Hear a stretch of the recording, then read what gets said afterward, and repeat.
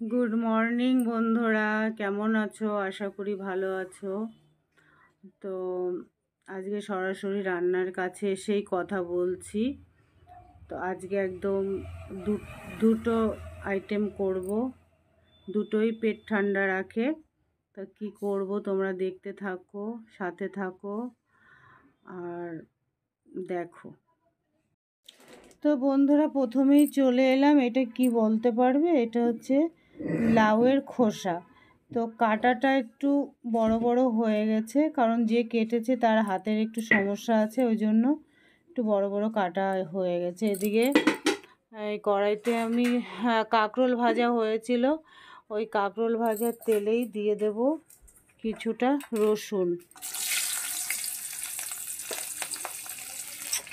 কেন ছোট নেই ঝুড়ি?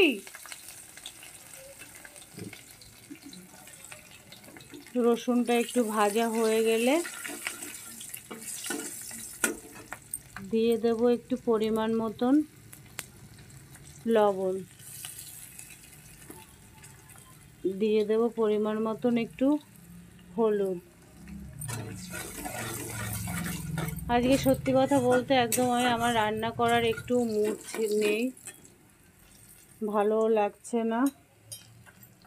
দিয়ে দেব চেরা 2-3টে লঙ্কা,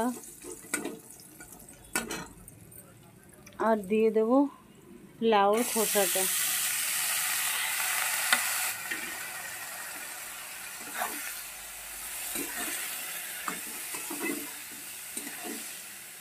এটা একটু ঢেকে ঢেকে আমি ভাজি করব। তো দেখো বন্ধুরা, লাউর খোসাটা আমি রসুন দিয়ে আর কাঁচা লঙ্কা দিয়ে আমি ভেজেছি। তো হয়ে গেছে, অবশ্যই জানিও কেমন হয়েছে। কতটা ছিল দেখো, কত অল্প হয়ে গেছে। এরপরে কি করব অবশ্যই দেখাবো। এদিকে আমার লাউ চিংড়িও হয়ে গেছে। এটা লাউ চিংড়ি মাছগুলো এই যে একটু ছোট সাইজের চিংড়ি। তো আমি একটু জিরে আর একটু রাঁধুনি ফোড়ন দিয়ে এটাকে করেছি। আর লাউটা খুবই সুন্দর, একদম মিশে গেছে, আর একটু মিষ্টি মিষ্টিও আছে, চিনি দেওয়া লাগবে না। প্রায় হয়ে এসছে, আর একটু হবে, নামিয়ে দেব। এদিকে আমার ভাতও হয়ে গেছে, গড়া দিতে হবে। তো নামিয়ে আমি অবশ্যই দেখাবো, তোমরা জানাবে কেমন হয়েছে।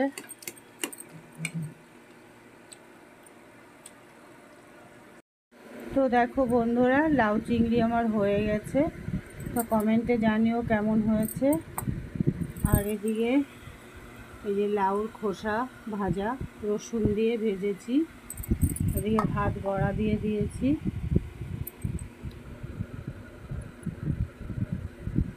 কেমন হয়েছে অবশ্যই জানিও।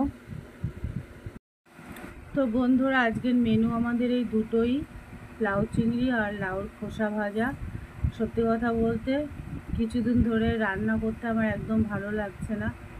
মাঝে মাঝে তো আমরাও হোম ডেলিভারি খাচ্ছি, শরীরটা যখন বেশি খারাপ লাগছে হোম ডেলিভারি খাচ্ছি। আর বাড়ির সবজিও তো শুকিয়ে যাচ্ছে, সেগুলোও তো করতে হবে। তো আজকে একটু কষ্ট করে করলাম।